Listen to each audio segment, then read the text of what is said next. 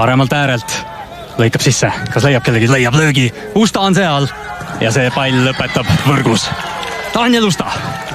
Ja kui eelmises mängus Usta päris keerulist olukorrast suutis selle vibu üles hüpata ja selle vibu panna, siis nüüd oli veel keerulisemas seisus, et tagurpidi jooksmise pealt suutis selle palli sinna selliselt värava ette panna, et Rico Piilil ei jää muud üle, kui seda päästa üritades siis pall üles nurka ajada ja Usta skoorib teist mängu järjest peaga. Paraku ei õnnestunud seda palli sealt värava eest ära lüüa ja Daniel Usta näeme siin, kuidas Senjov aga väga hästi Senjov ja Kuraksin mängisid kokku ja Senjov ka näitas siin sellist driblingut ja see oli tegelikult pealelöök. Oli, Nõmm tõrjus selle ülesse ja tõesti, Erko Piilil ei jäänud muud üle kui...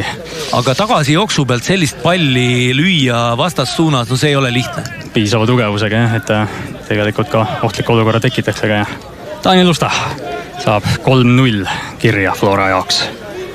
No nii, et Sander Plosti